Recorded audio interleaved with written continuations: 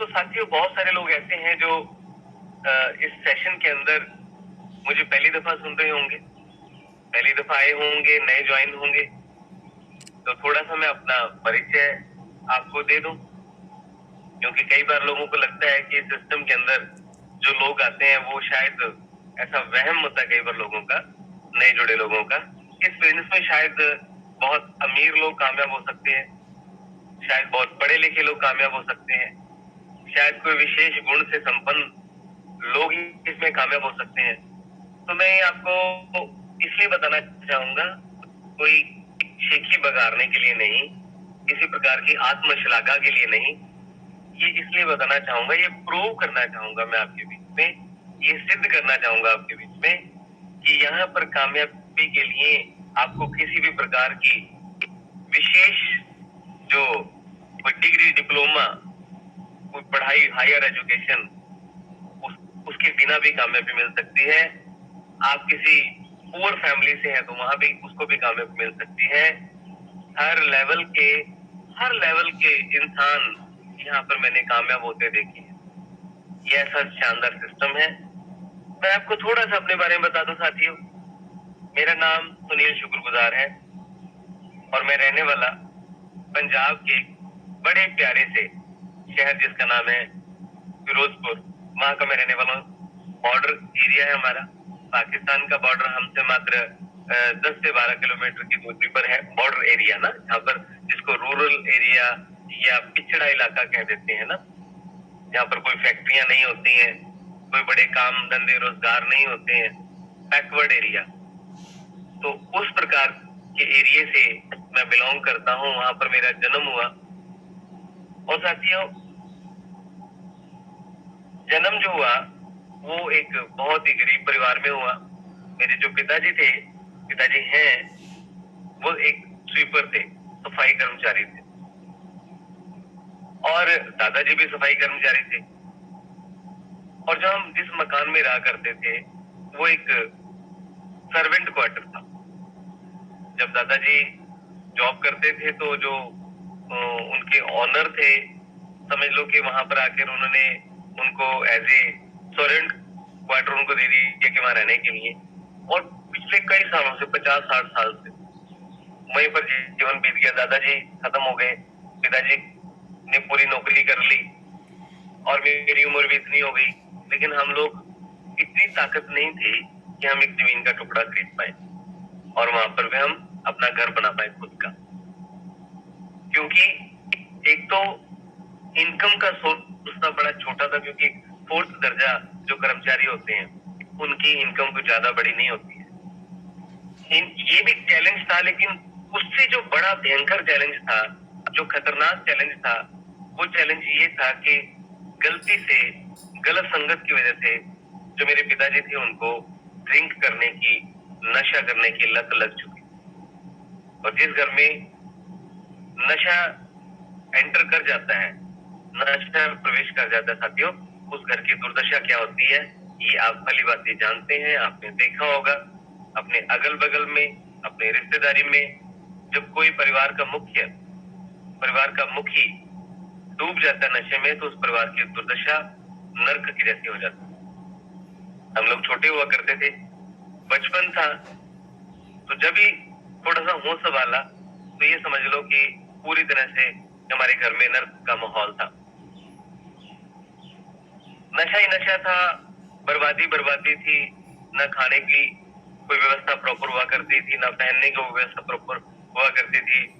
सारे पैसे जो कमाई थी वो शराब में चली जाती थी, और भी कर्जा वर्जा पकड़ करके जब नए पैसे होते थे तो किसी से ले देकर डैडी ड्रिंक किया करते थे सुबह से लेकर शाम तक। बड़ी व्यवस्था खराब हुआ करती थी। हमारी मम्मी को लोगों को घरों में काम करना पड़ता था, अपने बच्चों को पालने के लिए एक औरत को तो जिम्मेवारी उठानी पड़ती है ना। तो ऐसे हमारे माता जी को लोगों के घरों में काम करना पड़ता था, लोगों के घरों में झाड़ू मारना, पोछा लगाना। एक गरीब औरत जैसे हम अपने देखते हैं घरों में, अगल बगल में देखते हैं, आपको अच्छे से पता होगा कि क्या उस घर की कंडीशन होती है जब एक औरत घर से बाहर निकलकर काम करने के लिए जाती है, मजबूरी के अंदर। किसी का दिल नहीं करता, हर और चाहते हैं कि वो अपने घर के अंदर रानी बन के रहे, लेकिन हालात उसको मजबूर कर देते हैं कि वो लोगों के जूठे बर्तन साफ करे, बातें सुने लोगों की। तो ये चलता रहा कई साल तक। जब हम छोटे थे तो नहीं पता था इस चीज का, लेकिन जब मैं 14-15 साल का हो गया, मैंने 10th कर ली। तो 10th करने के बाद में फिर मैंने ये डिसाइड कर लिया कि अब मुझे पढ़ाई नहीं करनी है, क्योंकि पढ़ करके तो कुछ होने वाला नहीं है। पता नहीं नौकरी मिलेगी कि नहीं मिलेगी, लेकिन आज तो पेट में भूख की आग लगी हुई है। छोटे छोटे बहन भाई हैं, ना दूध खरीद पाते हैं, ना सब्जी खरीद पाते हैं, लोगों के घरों से ही कभी आटा मांगते हैं, कभी सब्जी मांगते हैं, तो पेट पल पाता है। स्कूल की फीस तक देने के लिए पैसे नहीं हुआ करते थे मेरी मदर के पास में। यूनिफॉर्म हमेशा मेरी इनकम्प्लीट हुआ करती थी, कभी भी विदाउट यूनिफॉर्म मुझे ऑलमोस्ट स्कूल जाना पड़ता था। तो काफी संघर्ष जिंदगी में रहा, तो मैंने पढ़ाई छोड़ दी और फिर मैंने काम करना शुरू करा। कई साल तक मैंने जूतों की दुकान पर नौकरी करी और वहां से काम करते और थोड़ा बहुत परिवार को सपोर्ट मिला। कई साल नौकरी करने के बाद में लगभग 25 साल की एज मेरी हो चुकी थी, तो मुझे लगने लगा कि यहाँ पर भी शायद तरक्की नहीं होगी, क्योंकि 15 साल की उम्र में काम करना शुरू करा तो लगने लगा कि यहाँ पे भी तरक्की नहीं है। जो लोग, मैं भी 15-10 साल से कर रहा हूँ, कुछ लोग 20 साल से भी दुकानों पे छोटी मोटी नौकरियां कर रहे हैं। तो यहाँ पर ये उन लोगों के लिए मैसेज भी है मेरे भाइयों, जो लोग इस प्रकार की प्राइवेट जॉब करते हैं। प्राइवेट जॉब केवल हमारा पेट पाल सकती है। मैं with regard, with due respect ये कहना चाहूंगा, मैं विरोधी नहीं हूँ। हाँ, मजबूरी में इंसान को बहुत कुछ करना पड़ता है, क्योंकि मजबूरी होती है, एक बार जिंदगी को धक्का मारना होता है, लेकिन वहीं पर फिक्स ना हो जाए, अपनी मेंटालिटी को वहीं फिक्स ना कर लें कि मैं तो बस यही कर सकता हूँ। ये बहुत बड़ा एक दुर्भाग्य होगा उस व्यक्ति का जो ये मान ले कि बस मैं तो इसी लायक हूँ, और अपनी सोच को वहीं फिक्स कर ले। तो उससे उसके पूरे खानदान की तरक्की रुक जाएगी, रुक सकती है, और इससे बड़ा दुर्भाग्य, अभिशाप, श्राप कोई दूसरा हो नहीं सकता।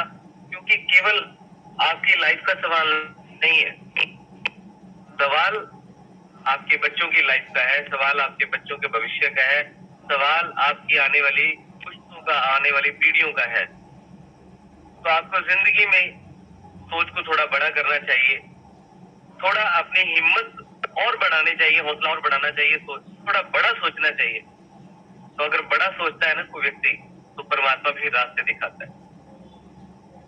संकल्प करना पड़ता है। तो ऐसे ही जब मैं दुकान पर नौकरी करता था और 3,000 की सैलरी तक मैं पहुंचा 10 साल में, और मेरे साथ की दुकानों पर ऐसे ऐसे लोग काम करते थे जो 20 साल से भी काम कर रहे थे, लेकिन 5-7 हजार रुपए की सैलरी पर थे। तो मुझे लगा यहाँ पे तो कोई तरक्की नहीं है, ढंग से रोटी भी नहीं मिल सकती। तो फिर मैंने उस दुकान की नौकरी को छोड़ने का फैसला कर लिया, रिस्क लेने का फैसला, रिस्क लिया कि मैं अपना खुद के काम करने शुरू करूंगा, अपना खुद का बिजनेस छोटे मोटे करने शुरू करूंगा। तो मैंने सब्जी बेचने का काम शुरू कर लिया। जिंदगी में रिस्क ना लेना ही सबसे बड़ा रिस्क होता है मेरे भाई। कई लोग रिस्क लेने से जिंदगी में डरते रहते हैं। जो लोग जिंदगी में रिस्क नहीं लेंगे, बिना पंगे के कभी कुछ चंगा नहीं होता मेरे दोस्त। ये अपने को समझना पड़ेगा। जिंदगी का सबसे बड़ा, अगर कामयाबी के कुछ राज हैं, कामयाबी के कुछ फार्मूले हैं, तो उन फार्मूले में सबसे पहला और सबसे बड़ा फार्मूला ये भी है कि आपको अपनी जिंदगी में आगे बढ़ना है, तो आपको जिंदगी में रिस्क लेना पड़ेगा। आपके छोटे से लालच, जो आपको वहां से कोई 8,000, 10,000, 20,000 मिलता है, आपको उसके लिए प्लान करना पड़ेगा, सोचना पड़ेगा कि कैसे यहां से मैं आगे बढ़ूं। यदि आप उस लालच में फंसे रहेंगे, चलो जो सुबह जाते हैं जी 8 बजे, 9 बजे, 10 बजे सुबह जाते हैं, शाम को 6 बजे, 7 बजे, 8 बजे आ जाते हैं, और 10,000, 12,000, 15,000, 20,000 मिल रहा है, तो चलो जिंदगी चल तो रही है ना, रोटी तो मिल ही रही है ना। तो दोस्तों, ये बहुत बड़ी आप मिस्टेक कर रहे हैं। मेरी बात का बुरा मत मानिएगा। मैं सच्चे दिल से आज यहाँ आपसे बात करने के लिए आया हूँ। मैं सच्चे दिल से आपकी तरक्की के लिए यहाँ पर आया हूँ। मेरी भावना यही है कि जो खुशियां, जो कामयाबी का मजा आज हम लोग ले रहे हैं, वो खुशी आप उस खुशी पर आपका भी उतना ही अधिकार है, आपके बच्चों का, आपके माँ बाप का भी उतना ही अधिकार है। इसलिए एक भाई के नाते, एक सच्चे वेलविशर के नाते आपको ये दिल की बातें बोल रहे हैं कि अगर आप फिक्स हो चुके हो, बस उसमें संतुष्ट हो चुके हो कि जिंदगी चल तो रही है ना, और रिस्क नहीं ले रहे हो, तो आप बहुत बड़ा एक भाई के नाते बोल रहा हूँ कि शायद, बुरा मत मानना, आप कहीं ना कहीं अपराध कर रहे हो। आप अपराधी बन जाओगे दोस्त अपने बच्चों के लिए। कोई अपराधी नहीं बनेगा। आप हालात को जिम्मेवार मत, उसके ऊपर जिम्मेवारी मत डालिए। आप सरकारों के ऊपर जिम्मेवारी मत डालिए। आप किसी और रिश्तेदारों के ऊपर जिम्मेवारी मत डालिए। जीवन आपका है मेरे भाई। मैं बात करते करते कभी सच्ची बात है, मेरी भावनाएं बाहर निकलने लगती हैं। ये दिल की बातें, ये कोई किताबी बातें आपसे नहीं की जा रही हैं। ये कुछ लिए की जा रही कि आप जाग जाएं। आप जाग जाएं और आप अपने जीवन को बदल लें। आप अपने घर में गाड़ियां लेकर आए, बैंक बैलेंस बनाए और राजाओं के जैसा जीवन आप जिए। रिस्क लेना पड़ेगा, आपको रिस्क लेना पड़ेगा मेरे भाई। प्लान करना पड़ेगा, नफा तुला रिस्क आपको लेना पड़ेगा। जुआ खेलने के लिए बोल रहे हैं, अमीर बनने के लिए लोग जुआ खेलते हैं, लॉटरीज लगाते हैं। हम उसके समर्थक नहीं है। हाँ, लेकिन आपको प्लानिंग करके कि यहाँ पे टिकना नहीं है, यहाँ पे रुकना नहीं है, इससे कैसे बाहर निकलना है, ये आग आपके अंदर लगनी चाहिए। यदि आपके अंदर ये आग नहीं लग रही ना दोस्त, तो माफ करना कि उस व्यक्ति की जिंदगी उस बंदर की जैसी हो जाएगी जिसको शिकारी ने पकड़ लिया और सारी जिंदगी वो उससे तमाशा दिखाया। सारी जिंदगी वो बंदर डंडे खाता है उस शिकारी के, पूरी जिंदगी मरते दम तक वो गुलाम रहता है, जंजीर से बंधा रहता है शिकारी के। कभी वो आजाद था लेकिन गुलाम हो गया। क्या कहानी उस बंदर की। साथियों, वो आजाद था, जंगल में घूमता था, फिरता था मजे से, लेकिन एक दिन उस जंगल में बंदरों को पकड़ने के लिए एक शिकारी आ गया। वो शिकारी ने एक मूंगफली का भरा हुआ, एक चने का भरा हुआ एक बक्सा लेकर के आया जो ट्रांसपेरेंट था, पारदर्शी था। उसके अंदर मूंगफलियां मरी हुई थी। वो लॉक था। उसको उसने शिकारी ने जमीन में गाड़ दिया, थोड़ा सा जमीन में गाड़ दिया, और नीचे जहां निचला तला था वहां से थोड़ा सा उसको खुला, हल्का सा, कि जितना उसका हाथ अंदर घुस जाए, जानवर का, बंदर का हाथ अंदर घुस जाए, सीधा हाथ अंदर घुस जाए, और वो छुप गया शिकारी। अब बंदर आया, बंदर ने उसका निरीक्षण किया, सूंघा उसको, उसके मन में, मुंह में पानी आ गया कि इसके अंदर तो कुछ खाने पीने का माल है। वो चेक करने लगा तो पाया कि ये तो लॉक है। नीचे देखा, हाँ, नीचे से थोड़ी जगह है जहां से हाथ अंदर जा सकता है, और उसने, बंदर ने हाथ नीचे घुसा दिया और मुट्ठी में चने भर लिए। अब मुट्ठी गोल बन गई, और जब उसको बाहर खींच रहा था वो निकल नहीं पा रहा था, क्योंकि हाथ तो सिर्फ सीधा घुसने की ही जगह थी। अब मुट्ठी गोल हो चुकी थी तो बाहर निकल नहीं सकता था। अगर बाहर निकलना है तो हाथ में जो वो लालच रूपी मूंगफली, चना जो भी है, उसको छोड़ना पड़ेगा और हाथ सीधा करके, खोल करके हाथ को वापस निकालना पड़ेगा। लेकिन बंदर लालच में फंस गया। उस थोड़े से चने, थोड़ी सी मूंगफली, जो एक टाइम का शायद उसका पेट भर सकते थे, उसके लालच में वो फंस गया और वो खींचने की कोशिश करता रहा। बक्सा गड़ा हुआ था, बाहर निकल नहीं रहा था, और इतनी देर में शिकारी आता है और शिकारी उसको पकड़ करके अपना गुलाम बना लेता है, और सारी जिंदगी उसको वो अपना गुलाम बना के रखता है। गुलामी की जिंदगी वो मरते दम तक वो बंदर जीता है, मरते दम तक वो डंडे खाता है, मरते दम तक वो तमाशा दिखाता है, नाचता है गली गली, नुक्कड़ नुक्कड़ पर, वो शिकारी के लिए। वो बच सकता था अगर वो थोड़ा रिस्क लेता और अपने हाथ को, वो थोड़ा लालच को छोड़ देता और हाथ को खाली करके शिकारी के आने से पहले वो भाग जाता वहां से। लेकिन बंदर ऐसा नहीं करता, उस छोटे से लालच को नहीं छोड़ता, वो थोड़ा सा रिस्क नहीं लेता, और पूरी जिंदगी वो परेशान रहता है। साथियों, लोगों की वही दुर्दशा होती है साथियों। माफ करना मेरे को शब्द एग्जाम्पल मुझे नहीं पता कि कैसी है ये, लेकिन ये दिल से निकली और सटीक है। ये समझना पड़ेगा हमें, अगर जीवन में तरक्की चाहिए ये समझना पड़ेगा हमें, छोटे छोटे लालचों को छोड़ना पड़ेगा, छोटे रिस्क जीवन में लेने पड़ेंगे।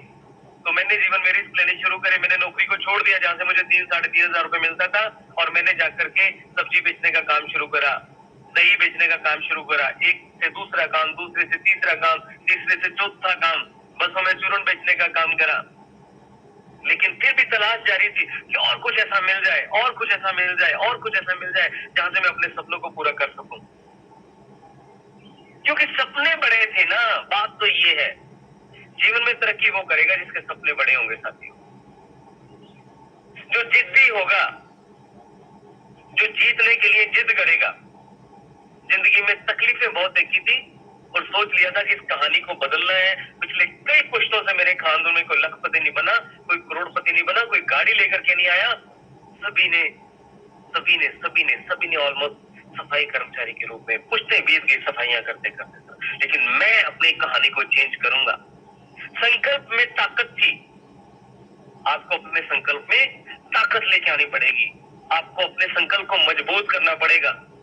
ट्राई करने के लिए काम मत करना, ट्राई करके देखते हैं, चल गया तो ठीक है, 2-4 लोग जुड़ गए तो ठीक है, काम करने वाले बंदे मिल गए तो ठीक है, नहीं तो कोई बात नहीं।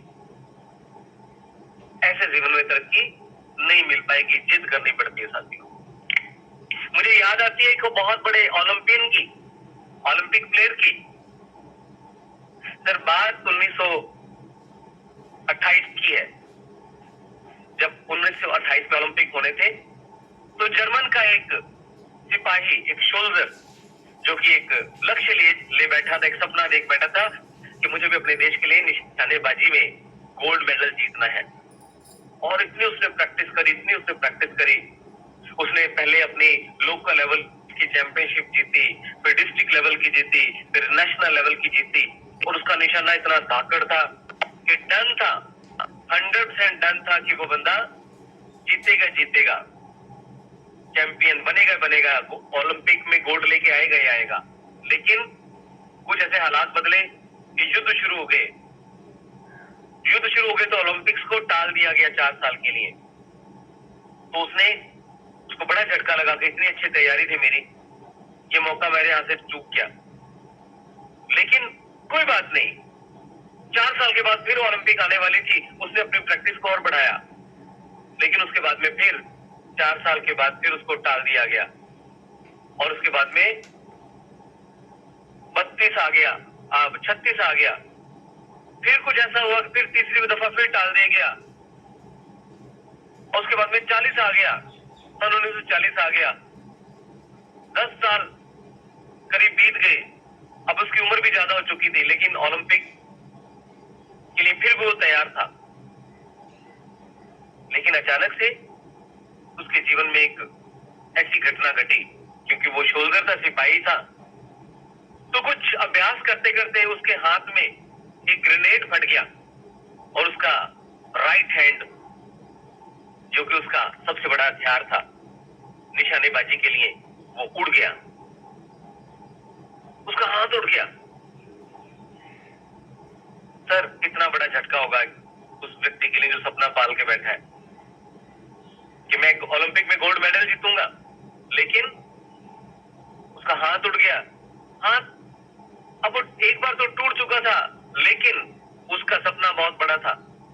जैसे उसने जख्म से राहत मिली, दर्दों से राहत मिली, उसने चुपचाप से अपने लेफ्ट हैंड से प्रैक्टिस करनी शुरू कर दी, और 1 साल तक उसने खूब प्रैक्टिस करी अपने लेफ्ट हैंड से।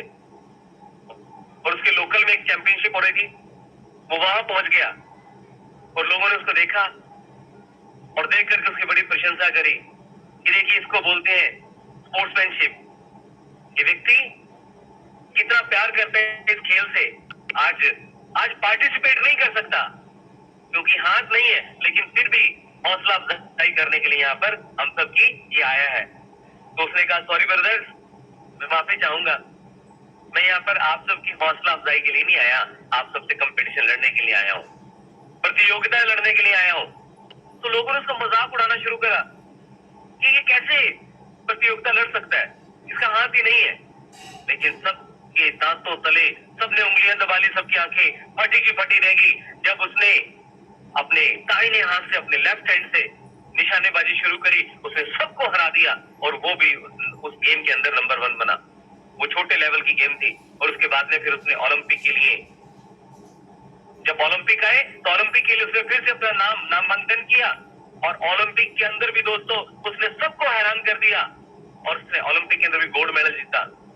और उसके बाद में अगले 4 साल के बाद में फिर से ओलंपिक आया और उसने फिर अपने उसे दाहिने हाथ से, लेफ्ट हैंड से फिर से गोल्ड मेडल जीता और फिर से एक बार ओलंपिक आए और फिर से उसने गोल्ड मेडल जीता। इसको बोलते हैं जीत का जज्बा। ऐसे लोग हमारे सच्चे हीरो हैं। मैंने ऐसे लोगों को अपना प्रेरणा स्रोत बनाया, ऐसे लोगों को अपना हीरो माना कि जीवन में हमेशा, चाहे मेरे हालात कैसे भी हों, लेकिन कुछ भी हो जाए जिंदगी के अंदर, कुछ भी चला जाए जीवन के अंदर, लेकिन अपने सपनों को अंतिम दम तक, अंतिम सांस तक पूरा करने के लिए लगा रहूंगा। ऐसा जज्बा जब किसी इंसान के अंदर पैदा हो जाता है, उस इंसान की जीत निश्चित हो जाती है मेरे भाई। आपको भी यदि जीतना है तो आपको भी एक ही बात अपने अंदर भरनी पड़ेगी कि आपको अपने अंदर ऐसा जीत का जज्बा भरना पड़ेगा। आपको कुछ मेंटर बनाने पड़ेंगे, कुछ हीरोज बनाने पड़ेंगे, कुछ अपने प्रेरणा स्रोत बनाने पड़ेंगे। जैसे इस बिजनेस के अंदर मेरे स्रोत मिस्टर राजवीर सिंह सेखो है। इस बिजनेस के अंदर मेरे प्रेरणा स्रोत मिस्टर वीरभान चौधरी है। इस बिजनेस के अंदर मेरे प्रेरणा स्रोत मेरे ग्रेट गुरु, मेरे बड़े भाई गुरतेज सिंह जी हैं। ये उस ओलंपियन से कम नहीं है जिसकी मैंने आपको कहानी सुनाई। वो अपने फील्ड में हीरो था, वो अपने फील्ड में संकल्प लेकर के चल रहा था और ये अपने फील्ड में संकल्प लेकर चले थे पिछले कई साल पहले से। इनके भी जीवन में स्थितियां विकट थी, परिस्थितियां पूरी तरह से अनुकूल नहीं थी, प्रतिकूल थी, लेकिन जिद थी कि जीत के रहेंगे, चाहे कुछ हो जाए, चाहे कितनी बार गिरना पड़े, चाहे कितनी बार हालात हमें तोड़ने की कोशिश करें, लेकिन हालातों को दिखा देंगे कि हालात हमें तोड़ नहीं सकते। हमारे अंदर वो जज्बा है, हमारे अंदर वो ताकत है कि हम हालातों को तोड़ देंगे। हम हालातों को तोड़ने की शक्ति रखते हैं। तो क्या आपके अंदर ऐसा जज्बा है? क्या पैदा कर सकते हैं अपने अंदर ये जज्बा? और खुशी की बात यह है कि ईश्वर ने हमें वो शक्ति दी है कि हम अपने अंदर ये जज्बा पैदा कर सकते हैं। ये गुड न्यूज है कि हर व्यक्ति अपने अंदर वो पॉजिटिविटी भर के, वो एनर्जी भर के, लोग आपका प्लान नहीं देखते मेरे भाई, लोग आपकी कद काठी भी नहीं देखते, लोग आपकी एजुकेशन भी नहीं देखते, लोग आपका रूप रंग भी नहीं देखते। आप गांव में पैदा हुए हो, आप शहर में पैदा हुए, लोग नहीं देखते मेरे भाई, कुछ नहीं देखते। लोग केवल देखते हैं, आपका जज्बा देखते हैं, आपका जुनून देखते हैं, आपका भरोसा देखते हैं। यदि आप दुनिया को अपना जज्बा दिखा सकते हो, दुनिया को अपना जुनून दिखा सकते हो, दुनिया को अपनी जिद दिखा सकते हो, तो दुनिया आपके पीछे झुकने के लिए, आपके पीछे लगने के लिए तैयार बैठी है। आपकी जीत पक्की है, डन है। ये मेरे ग्रेट गुरु ने करके दिखाया और मैं भी आंख बंद करके चल पड़ा इनके पीछे, चल पड़ा। फिर मैंने ठान लिया कि मेरा कोई दिमाग नहीं है मेरे भाई, मेरा कोई सोच नहीं है। मेरी हर सोच गुरतेज सिंह से आती है, मेरी हर सोच राजवीर सेखो सर से आती है, मेरी हर सोच वीरभान चौधरी सर से आती है। कहां से उठ करके कहां पहुंचे, कहां पहुंचे। तो मेरा अपना कोई विचार नहीं होता। मैंने सोचने का काम बंद कर रखा है। मैं सोचता नहीं हूँ। जो मुझे गाइडलाइन मिलती है, जैसे मुझे गाइडलाइन मिलती है, क्योंकि मुझे उनके जैसा बनना है। मेरे सपने अभी बहुत बड़े हैं। आज ईश्वर की कृपा से मैं लाखों रुपए महीने के कमाता हूँ।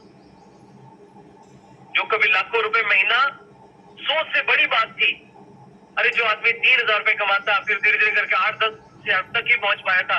अपने ट्रेडिशनल जो काम धंधे छोटे मोटे करते थे, कभी सब्जी बेचना, दही बेचना, चूरन बेचना, 10-12 हजार रुपए महीना कमाया करते थे। तो लाखों रुपए महीना, ये सोच इन लोगों ने हमारी पैदा करी। आपको बड़ी सोच पैदा करनी पड़ेगी। जिस दिन बड़ी सोच पैदा हो जाती है और जिस दिन आपके अंदर जिद पैदा हो जाती है कि हार नहीं मानेंगे, लगे रहेंगे जीत के लिए, तो कुछ समय के बाद में आपको सब कुछ, एक होती है स्किल और एक होती है विल। कामयाबी के लिए स्किल भी जरूरी है, कामयाबी के लिए विल भी जरूरी है, लेकिन स्किल का पार्ट मेरे भाई केवल 10% है, विल का पार्ट 90% है। 90% आपके अंदर स्ट्रॉन्ग विल होनी चाहिए। ये जितने भी एग्जाम्पल आप देखते हैं, बड़ी बड़ी स्टेजेस के ऊपर करोड़पति बने हुए, बड़ी बड़ी लग्जरी गाड़ियों में घूमते हुए, बड़े बड़े बैंक बैलेंस बनाते हुए, बड़े बड़े बंगले बनाते हुए। कल मुझे मीटिंग में पता चला था कि हमारे जो राजवीर शेखो साहब अपना एक नया बंगला बना रहे हैं। तो कल मेरा भी प्रोग्राम था, मैं भी बात नहीं कर पाया, और कल उनका भी प्रोग्राम था, तो बातचीत नहीं हो पाई। मैं लाइव आज उनको मुबारकबाद देना चाहूंगा, बधाई देना चाहूंगा। सर, आप मेरे प्रेरणा स्रोत हो। जिंदगी भर वादा करता हूँ सर, ऐसे स्टूडेंट बन के आपसे सीखता रहूंगा। बस मैंने अपना हाथ आपको पकड़ा दिया है, मैंने आपका हाथ पकड़ा नहीं साहब, आपको अपना हाथ पकड़ा दिया है। बस ऐसे ही अपने इस छोटे भाई का हाथ पकड़ के रखना, और ऐसे ही हमें कभी अगर गलती करते हैं तो ऐसे समझा दिया, जैसे आप समझाते हैं सही लाइन पे ले आते हैं, ऐसे ही हमेशा ये प्यार भरा हाथ साथ में रखना सर। दुनिया बदल के रख देंगे सर, वादा करते हैं आपसे, वादा करते हैं वीरभद्र चौधरी साहब आपसे, वादा करते हैं गुरते सर आपसे, दुनिया बदल के रख देंगे। बहुत शक्ति है, बहुत पावर दे रखी है उस परमपिता परमात्मा ने आपके छोटे भाई का, दुनिया बदल के रख देंगे। अकेले ही बहुत है। और आप सबसे भी यही कहना चाहूंगा कि जब भी कभी अपने अपलाइन से बात करें, जब भी कभी अपने अपलाइन से बात करें, अपलाइन किस लीडर को पसंद करती है, अपलाइन किस डाउनलाइन को पसंद करती है, उसको नहीं जो रोता रहता है, जो शिकायतें करता रहता है। सर, चैलेंजेस जो आते हैं ना, ये थोड़ी देर के लिए आते हैं। कोई चैलेंज महीने के लिए आएगा, महीने के बाद नहीं आएगा, फिर महीने 2 महीने के बाद में कोई दूसरा चैलेंज आएगा, वो भी 2-3 महीने के बाद चला जाएगा। 6 महीने बाद कुछ और चैलेंज आएंगे, वो भी चले जाएंगे। कोई भी चैलेंज बिजनेस के अंदर और लाइफ के अंदर मेरे भाई परमानेंट नहीं होता। चैलेंज के ऊपर फोकस नहीं करना। चैलेंज तो आते ही जाने के लिए है, आते ही जाने के लिए है। मुश्किलें तो आते ही जाने के लिए है। लेकिन आपकी कहानी तभी बनेगी जब आप पॉजिटिव रह करके और अपने अपलाइन को बोलोगे कि सर मैं अकेला ही बहुत हूं। जब भी बात करें अपलाइन से, आपकी कहानी तभी बनेगी। वो कहते हैं ना, उन आंखों का हंसना है क्या, इन आंखों में पानी ना हो, उन आंखों का हंसना है क्या, इन आंखों में पानी ना हो, वो जवानी जवानी नहीं जिसकी कोई कहानी ना हो। कहानी बनाने का मौका मिला है साहब अपने को, और आप लबालब बनना, अपने आप को पॉजिटिविटी से भरिए, अपने आप को लबालब। अरे मजाल क्या मुश्किल आपके नजदीक पे आ जाए, हमेशा पॉजिटिव रहिए। अपलाइन से कभी भी अपलाइन से, हाँ, काउंसलिंग के अंदर आप अपनी चीजें सर के सामने जरूर रखना है, काउंसलिंग जरूर करनी है। अभी भी counselling senior executive and above की सर ने रखी हुई है, काउंसलिंग जरूर रखनी है, काउंसलिंग हर बार रखनी है, ताकि काउंसलिंग के अंदर हम लोगों को हम अपनी बातें लोगों से कर सकें, हम अपनी जो आगे कैसे बढ़ना है उसकी प्लानिंग कर सके अपने अपलाइन से। काउंसलिंग बहुत इंपॉर्टेंट है। महीने में एक काउंसलिंग आप अपने जो एग्जीक्यूटिव है उनके साथ में, सीनियर एग्जीक्यूटिव है उनके साथ में जरूर करें, बहुत इंपॉर्टेंट है। आज साहब जीवन बदल चुका है। आज आपका भाई इस सिस्टम के माध्यम से एक राजाओं से शानदार जिंदगी जीता। मैं कहता हूँ राजाओं को तो फिर भी टेंशन होती होगी, लेकिन हमें कोई टेंशन नहीं है, क्योंकि हमारे ऊपर हमारे ग्रेट गुरुओं का हाथ है। आज लाखों रुपए की इनकम आती है साहब, सपने की जिंदगी जी रहे हैं। कभी कभी चोटी काट के अपने आप को देखते हैं कि क्या वास्तव में हम जाग रहे हैं या सो रहे हैं, कोई सपना तो नहीं देख रहे हैं। वो गाड़ियां, वो घर शानदार, और अगली बड़ी बड़ी प्लानिंग, हम तो इनके चीजों पे चल रहे हैं। सर ने एक फ्लैट लिया, उसके बाद में एक बंगला बना रहे हैं, मैंने भी एक घर बनाया, उसके बाद में एक बड़ा प्लॉट ले चुका हूँ और एक शानदार घर बनाने वाला हूँ। आज जिंदगी के 80% अपने सपने पूरे कर चुका हूँ। एक अनाउंसमेंट आज आपके बीच में करने वाला हूँ साहब। जिंदगी में बड़े दर्द देखे हैं, बचपन के अंदर बहुत तकलीफें सही है साहब।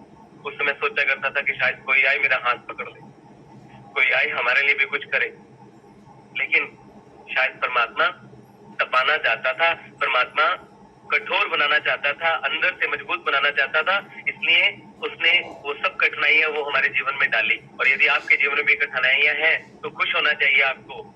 ये वरदान है कठिनाइयां आपके लिए। अब जीवन का एक लक्ष्य पूरा करना है साहब, एक मकसद पूरा करना है। वो मकसद है कि 31 दिसंबर 2025 के बाद में आप सब 1000 लोगों के बीच में आपका भाई आपसे आशीर्वाद चाहता है, आपसे आशीर्वाद चाहता है। आशीर्वाद दीजिएगा। एक संकल्प आपके बीच में अनाउंसमेंट करने जा रहा हूँ। 31 दिसंबर 2025 के बाद में, यानी कि अगले 3 साल तक, इसके बाद में जितनी भी इनकम इस सिस्टम से मेरे को आएगी, जितना भी पैसा इस सिस्टम से मैं कमाऊंगा साहब, पैसा छाती पे रख के नहीं लेके जाना, ये मेरा मानना है।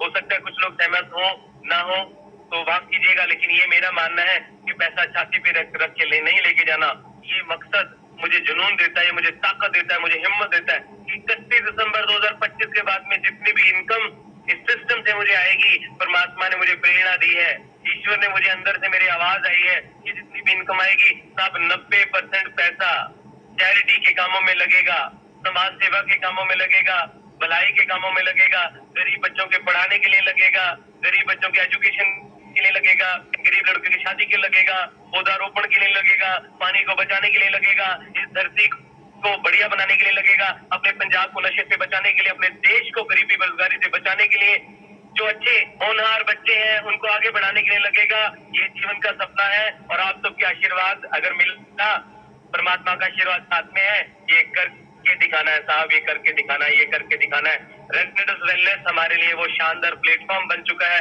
रेडनेस वेलनेस वो साधन बन चुका है। अब हम दिल खोल के अनाउंसमेंट कर सकते हैं, बोल सकते हैं, ये बड़ा लक्ष्य लेकर चल रहे हैं साहब। ये ताकत ये नृत्य मिली है इतना बोलने की, नहीं तो लोग अपने परिवार को पालने की, अपने अरे भाई मर जाता है तो भाई के बच्चों को पालने की ताकत नहीं रखते हैं, हाथ जोड़ देते हैं कि मेरी औकात नहीं है। अरे अपने बच्चों को पालने की औकात नहीं गई कई बार इंसान की होती है। मुझे कोई बता रहा था कल, हाँ शायद अब्दुल रहीम जी का कमांडो सेशन था कल रात को, तो अब्दुल रहीम जी जब अपने पापा के पास जाते हैं कि पापा मुझे बुक चाहिए, तो पापा क्या बोलते हैं कि बेटा मेरे और भी बच्चे हैं, बेटा मेरे और भी बच्चे हैं, मैं तुझ पे ही खर्च करता रहूंगा, इतना तो मैं दूसरों को कैसे पालूंगा, मैं तुझे किताब भी लेके नहीं दे सकता, अगर तुझे पढ़ना है तो अपनी किताबें खुद खरीद, अपना कोई मजदूरी कर, पैसे कमा। अब ये हमने किया है, ये हमने किया है अपनी पढ़ाई को पूरा करने के लिए सब 8वीं क्लास से लेबर करी है, लेकिन अब ये ताकत हमें मिल चुकी है कि अब हम अपने आप को इतना सशक्त बना लेंगे कि 2025 के बाद में 90% पैसा चैरिटी पे लगेगा। तब ये ताकत है हमारी। आप भी कामयाब होना चाहते हैं सिस्टम के अंदर? यस, अगर कामयाब होना चाहते हैं तो ये तो मैंने विल पावर की बात करी, ये बड़े संकल्पों की बात करी, क्योंकि जब तक संकल्प बड़ा नहीं होगा ना आपका, जब तक संकल्प एक ही बहुत है जिंदगी बनाने के लिए, और विकल्प तो मिल ही जाएंगे जिंदगी को बर्बाद करने के लिए, विकल्प तो मिल ही जाएंगे। कंपनियां तो और भी हो सकती हैं, लोग भटक जाते हैं,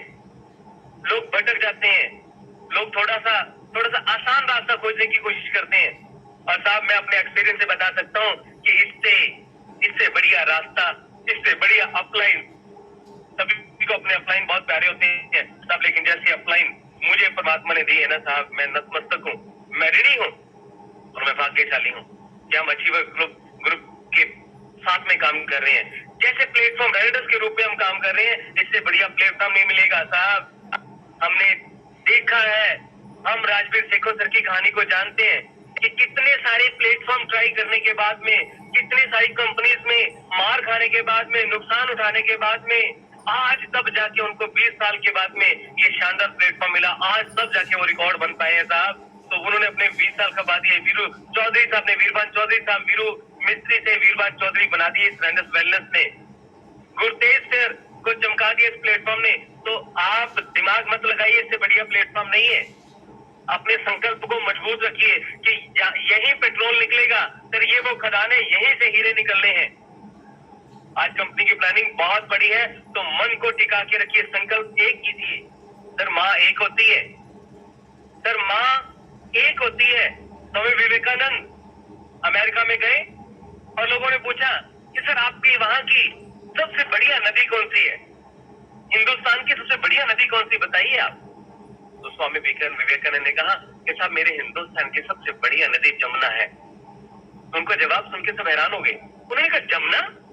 अरे साहब कहीं आप भूल तो नहीं कर रहे? हमने तो सुना था कि गंगा नदी सबसे बढ़िया नदी है। तो स्वामी विवेकानंद मुस्कुरा दिए, हंस पड़े। बोला साहब आपको गलती लग गई है, आपको गलती लगी है। गंगा नदी नहीं है, गंगा तो माँ है, माँ। कौन कहता है वो नदी है? वो माँ है। और जैसा जब ऐसी फीलिंग हमारे अपलाइन के लिए होगी, हमारी अपलाइन हमारी माँ है, हमारा ये बिजनेस हमारे लिए हमारी माँ है। और माँ प्यार भी देती है, अगर गलती करे तो माँ दुत्कार भी देती है, माँ कान भी खींचती है, माँ कभी कभी डंडा भी लगा देती है। साहब जिसने माँ के डंडे सह लिए, जिसने माँ की दुत्कार सह ली, अगर प्यार चाहिए तो फिर थोड़ी दुत्कार भी अगर मिल जाए तो भी उसको अपनी झोली फैला करके उसको झोली में डाल लेना और डालते रहना। अगले 12 से 36 महीने आपका करोड़पति बनना तय हो जाएगा। आपके भाई का जीवन बदल गया। आज 1,60,00,000 रुपए आपके भाई ने कमा लिए। जिस खानदान में कभी कोई मोटरसाइकिल नहीं खरीद पाया था, दो गाड़ियां खरीद ली। जिस खानदान में कोई कभी हवाई अड्डे पे जा नहीं पाया था, आज मेरे हर साल 1 से 2 टूर एरोप्लेन के अंदर और विदेशी धरती पर होते हैं। सब टोटल जिंदगी बदल चुकी है। तो अगर आपको बिजनेस में आगे बढ़ना है तो ये थी विल की बात। थोड़ी सी स्किल की बात भी करूंगा, थोड़ी सी स्किल की बात भी करूंगा, क्योंकि 10% स्किल भी चाहिए। तो सबसे पहले तो आप अपने सपनों को, अपने बड़े मकसद को लिख लीजिए साहब। अपने घर के अंदर जगह जगह चिपका डालिए। थोड़ा पागलपन करना पड़ेगा साहब, थोड़ा परिवार वालों को अपने ऊपर हंसाना पड़ेगा, थोड़ा गली वालों को, मोहल्ले वालों को, रिश्तेदारों को अपने ऊपर हंसाना पड़ेगा। अपने अपने सपनों को लिख लिख के तस्वीरों के रूप में अपने घर में, रसोई में, अपने बाथरूम में, लैट्रिन में, अपने इर्द गिर्द चिपका दीजिए। अपनी गली में चिपका दीजिए साहब, पोस्टों पे चिपका दीजिए, हर जगह चिपका दीजिए अपने गली के ऊपर, हर जगह, ताकि जहां भी आप जाएं वो आपको नजर आना चाहिए। कभी भी किसी भी समय आपका सपना आपकी आंखों से ओझल नहीं होना चाहिए और बड़ा सपना होना चाहिए आपका। कि केवल रोटी खाने के लिए पैदा नहीं हुए हम बड़े काम करने के लिए पैदा हुए हैं।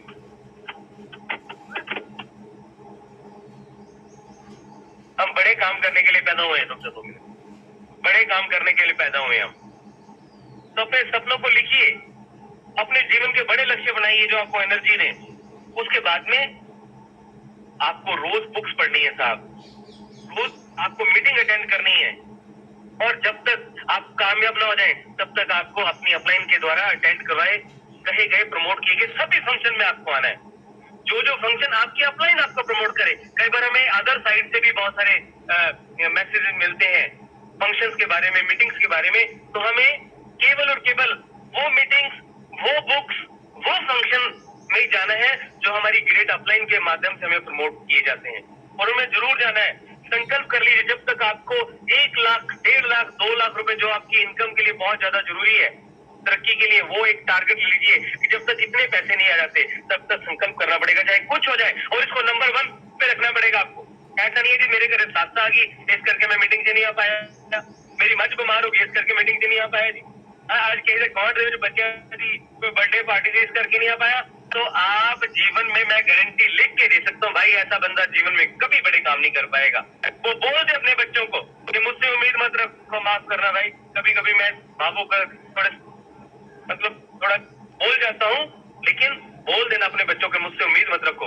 आपको अगले 2-3 साल तक इस काम को प्राथमिकता पे रखना पड़ेगा साहब।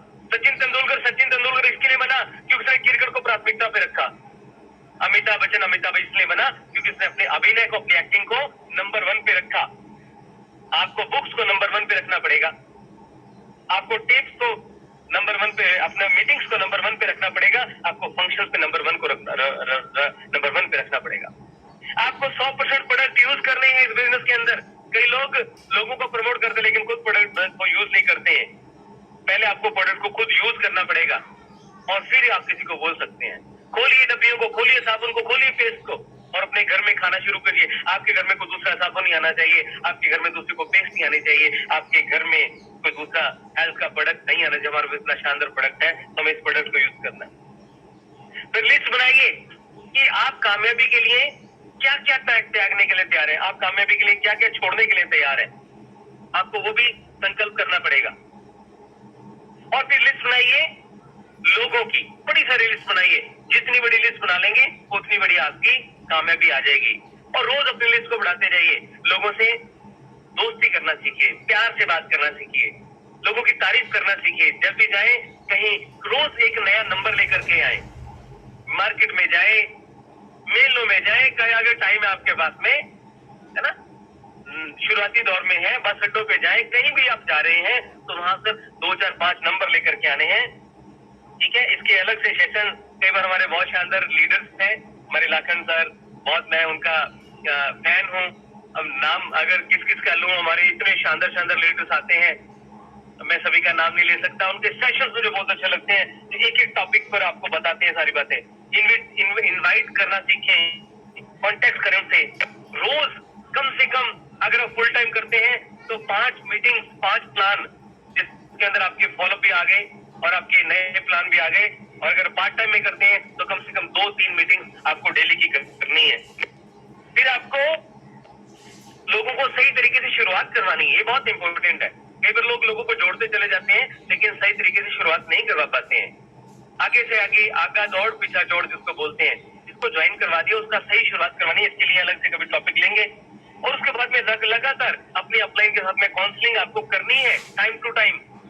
महीने में कम से कम एक काउंसलिंग तो आपको करनी है। अगर अपलाइन आपके पास नहीं आ सकती तो ये आपकी जिम्मेवारी है भाई। अपलाइन की टीम बहुत बड़ी है, उनकी टीम बहुत बड़ी है, राजवीर शेखो सर की टीम बहुत बड़ी है। मुझे जाना उनके पास में 10 तारीख को सीखने के लिए उनसे, मैंने समय निकाला है, उन्होंने टाइम दिया, मैं गया। कई बार लोग इंतजार, मेरी अपलाइन मुझे फोन करे, अपलाइन मुझे, अरे भाई आप अपलाइन को फोन कीजिए। और जितना आप अपलाइन से बात करेंगे अपलाइन को लगेगा कि हाँ बंदा बहुत एक्साइटेड है। कई बार कितने कितने दिन बीत जाते हैं, एक एक हफ्ता, 10-10 दिन लोग अपने अपलाइन से बात ही नहीं करते हैं। और कहते सर मैं तो लगा हुआ हूँ ना, मैं तो कर रहा हूँ ना।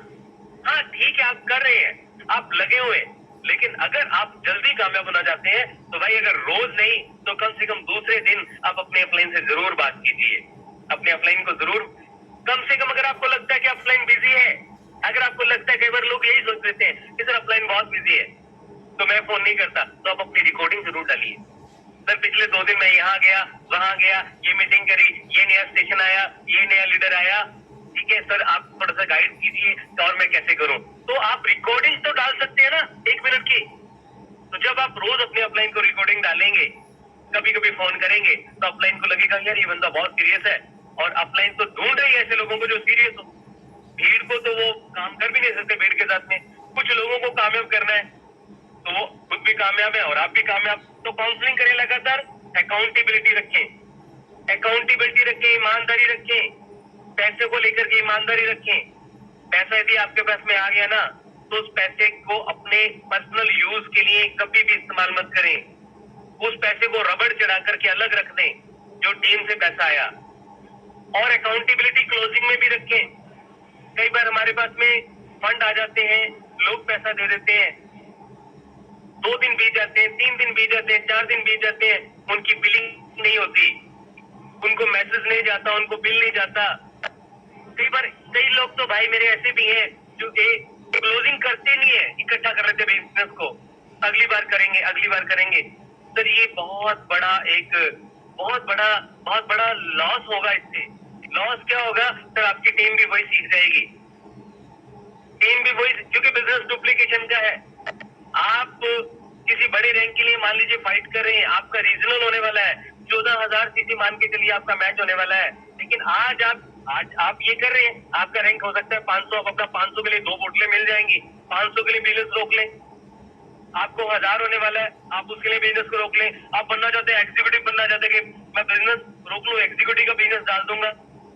पहली बात तो ऐसे बिजनेस को कोई फायदा नहीं है जो इकट्ठा करके डाला जाए।